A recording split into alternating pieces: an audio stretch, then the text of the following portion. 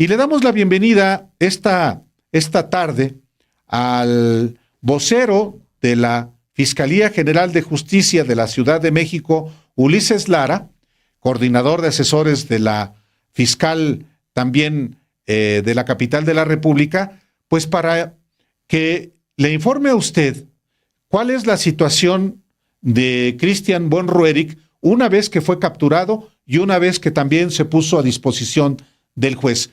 Muy buenas tardes, Ulises, bienvenido. Muchas gracias, Álvaro. Muchas gracias a ti y a tu auditorio.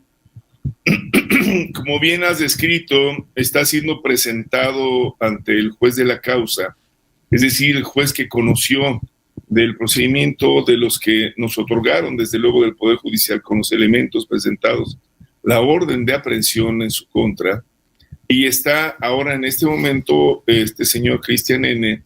en el reclusorio preventivo Varonil Norte. La historia, como ya se ha relatado, inicia en diciembre, cuando reunidos elementos suficientes relacionados con una serie de contratos y que están documentados, por supuesto, ante las diferentes instancias, se demuestra que hubo una serie de actos de parte de la autoridad que rebasan los límites y las responsabilidades de la autoridad respecto a la construcción de inmuebles y obras que realizaron en la propia alcaldía. Esto se llama, en términos de delito, el uso de atribuciones, el uso indebido de atribuciones.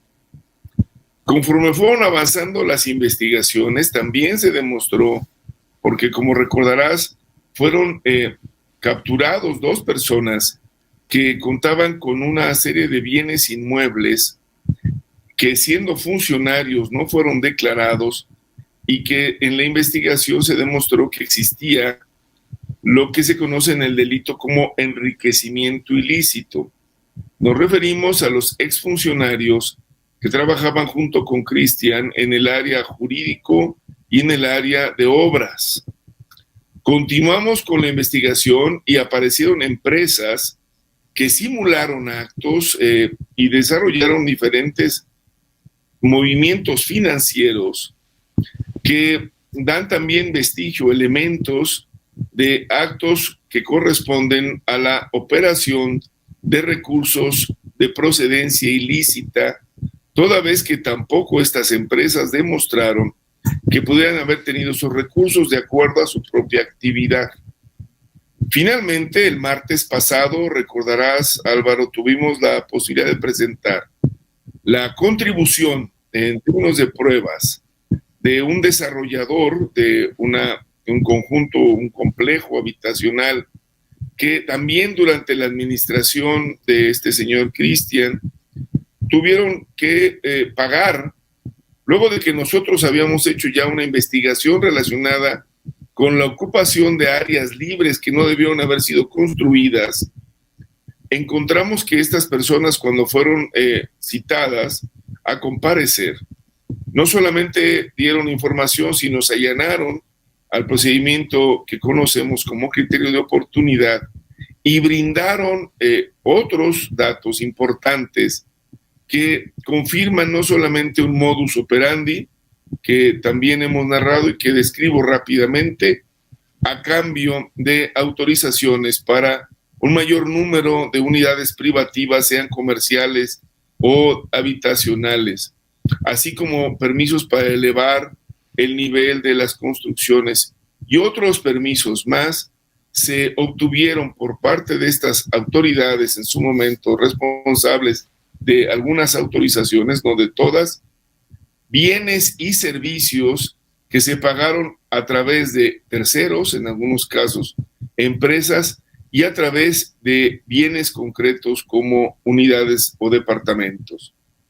La próxima semana, Álvaro, le daremos a conocer a la ciudadanía la segunda parte de esta historia, donde tenemos facturas, donde tenemos la evolución de los depósitos bancarios que muestran con toda claridad la forma de operación, que fue una operación desde luego extorsiva, es decir, hay una extorsión porque a cambio de este tipo de actos se está pidiendo, se está obteniendo un favor que además legalmente no correspondía. Pero no solamente hemos obtenido, como sabrás, esta información de un solo espacio, sino de varios.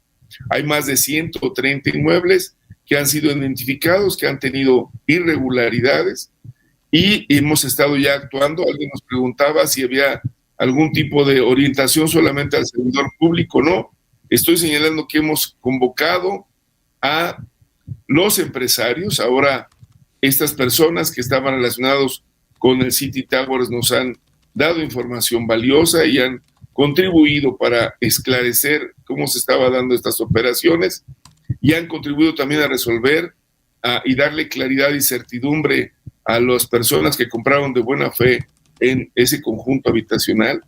Pero además, déjame decirte, Álvaro, que hemos encontrado y recientemente capturamos o aprendimos, para que sea más correcto jurídicamente, a una persona que se ostenta como desarrollador, como ingeniero y como director responsable de obra.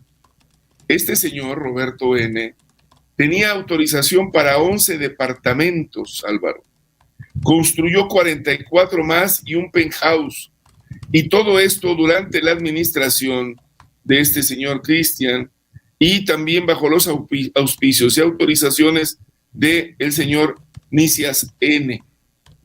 Imagínate tú el daño, donde tenemos además dictámenes de la Procuraduría Ambiental y de Ordenamiento Territorial relacionados con estos bienes, que ya había órdenes concretas de demolición porque se habían rebasado, excedido los niveles, y las autoridades en ese momento fueron omisas ante estos dictámenes, lo cual, como verás, entonces estamos generando un proceso, un tracto sucesorio de situaciones en las que aparecen delitos de los servidores públicos, acciones que también pueden ser calificadas como delitos de parte de desarrolladores, en este caso específico del que te acabo de señalar, además, suplantación de profesión y falsificación de documentos, operaciones ilícitas de carácter financiero por empresas que desarrollan otras actividades, las que han llamado empresas fantasmas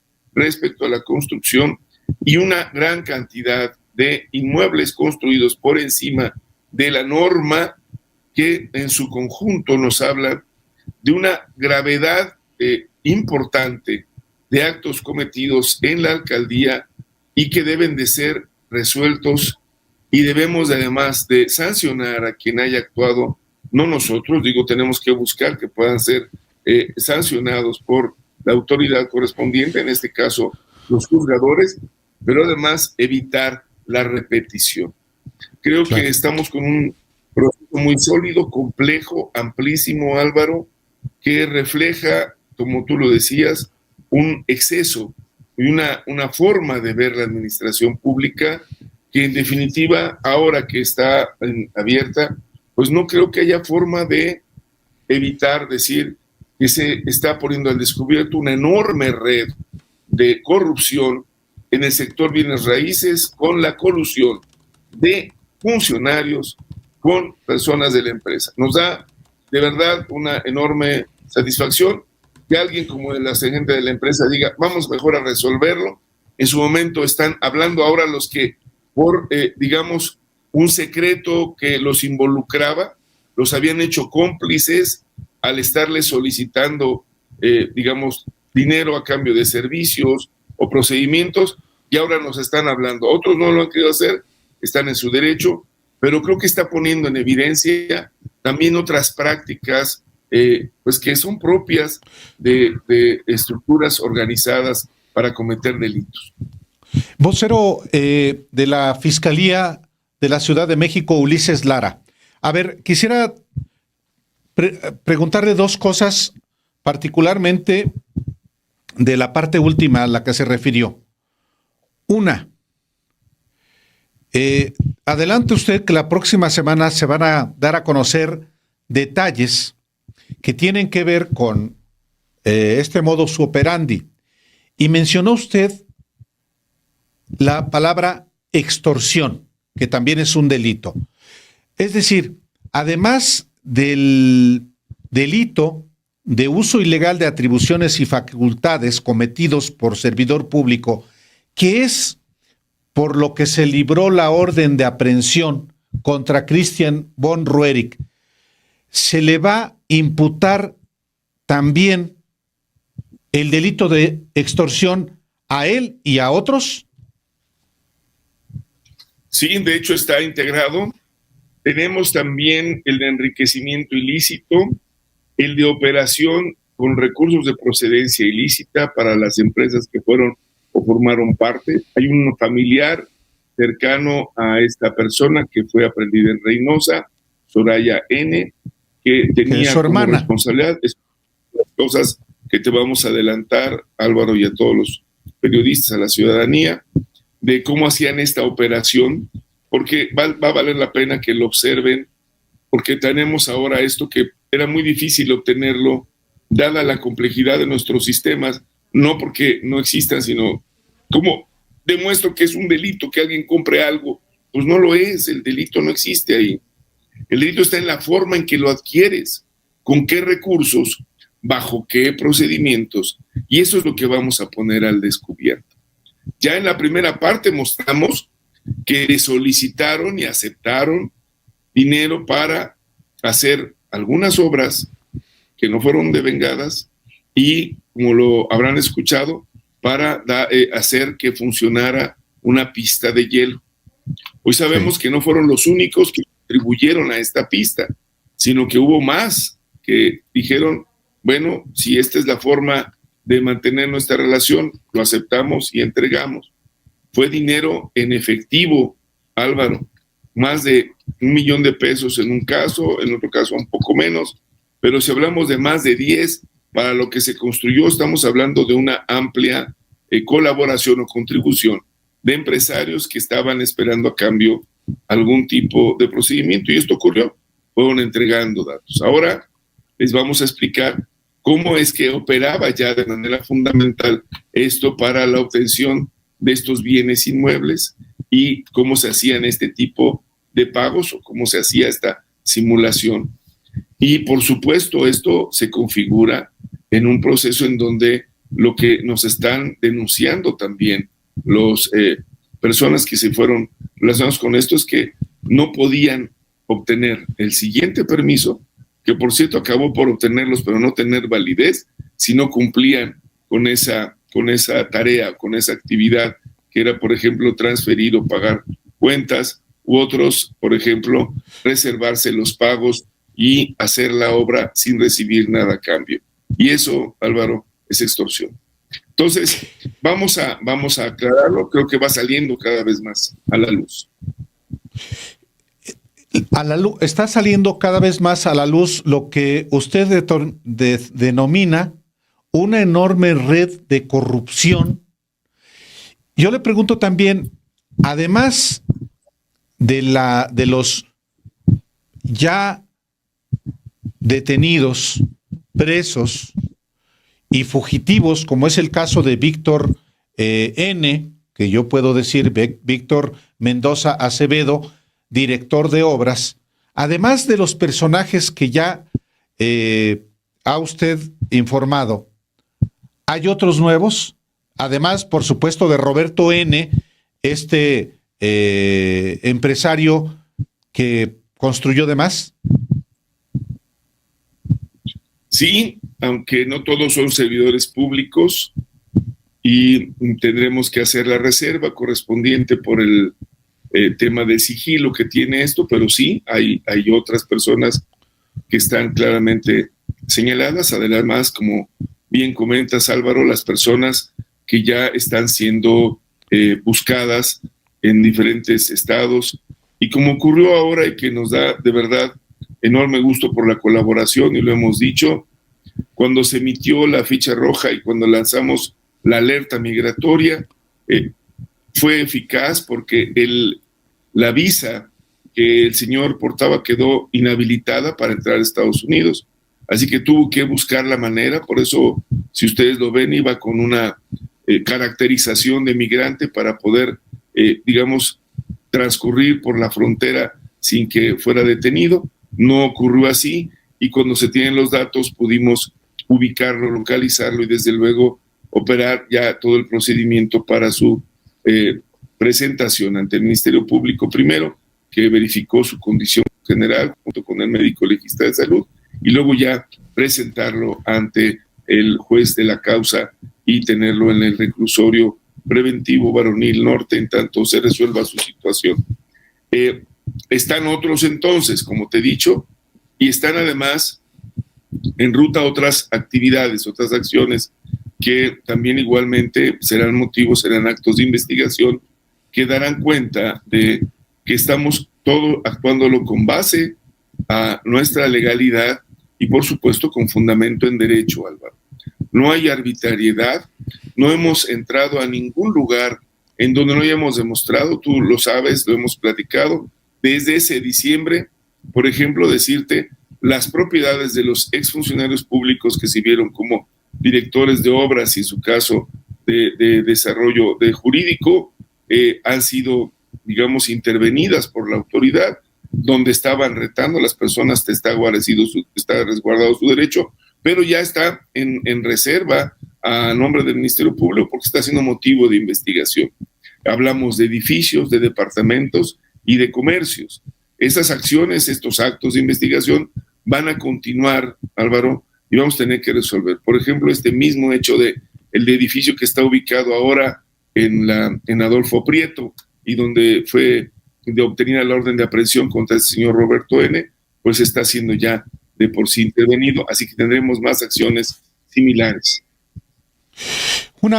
Por último, nada más, el Partido Acción Nacional de la Ciudad de México reitera que hay una persecución política y dice, precisamente por ello, nuestra exigencia es que un juez sea quien determine el caso, no el gobierno de la Ciudad de México.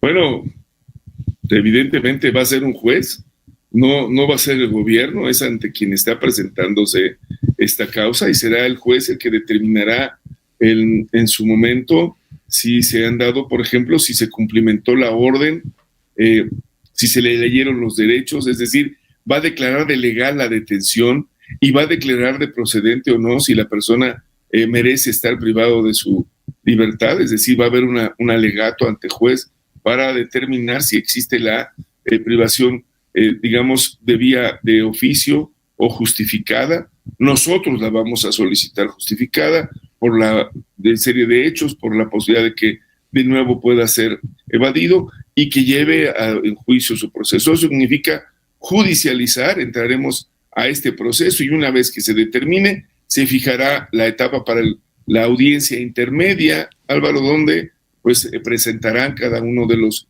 actores, en este caso nosotros, como los que estamos señalando las responsabilidades en que ha incurrido este tipo de personas en su función pública en su momento, y por supuesto ellos harán lo debido en su defensa. Lo que sí creo, y es importante decirlo, es que se han acumulado y se han desagregado procesos. Nosotros esperamos que con base en esa legítima defensa y eso, que el Señor pueda desvirtuar lo que hemos dicho. No lo hacemos en un acto personal, por eso tampoco ni es político ni es personal ni de ninguna naturaleza.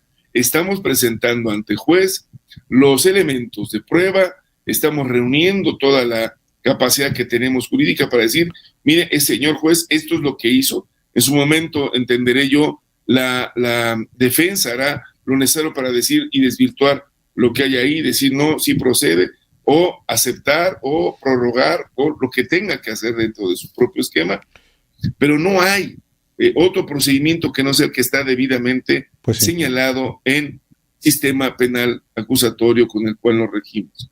Entonces no hay, creo, argumento válido y decir que sea un juez, eso es lo que estamos haciendo, Álvaro, y es lo que seguiremos haciendo.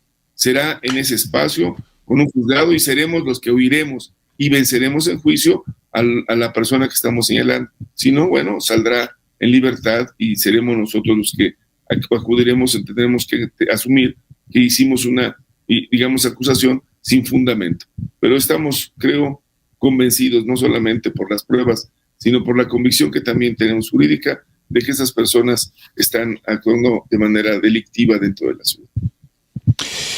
A reserva de que tenga alguna otra cosa que puntualizar, Ulises Lara, vocero de la Fiscalía de la Ciudad de México, el testimonio de este desarrollador de City Towers es lo que hunde a Christian von Roerich de la isla.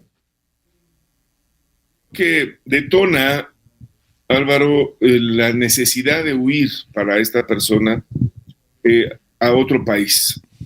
Creo que es cuando ya él da cuenta que no tiene forma de esperar a que tal vez las cosas, en su lógica, yo he escuchado argumentos de esto va a terminar cuando termine el sexenio, ganaremos la ciudad y entonces dará un giro, pero la realidad es que si no es político y es jurídico y hay hechos, pues lo que más valdría hacer es enfrentar. Si algo hizo que saliera es que este desarrollador no lo dijo, pero ahora que estamos mostrando cada vez más los desarrolladores, quiero decirte que está siendo cada vez más notorio que no pueden ya evitar mostrarse todos los hechos. Nos hemos tardado porque hay que darle a cada uno de los temas soporte, su actuación, su nivel, quién hizo, qué hizo, en qué momento lo hizo, evitar que pueda haber prescripción, etcétera. Pero lo que sí te puedo decir, Álvaro, es que con mucha solidez construimos este caso con todos los elementos de prueba y creo que va a seguir esto y probablemente la posibilidad de continuar con acusaciones sea también un hecho real. No nos vamos a quedar con esta primera parte porque lo que ahora, como lo hemos comentado, aparece, pues puede llevar incluso a que se puedan configurar delitos de carácter federal, como son los movimientos financieros. Y bueno, esto puede ser que lleve un tiempo mucho mayor. Y si aparecen otros, ya les iremos informando.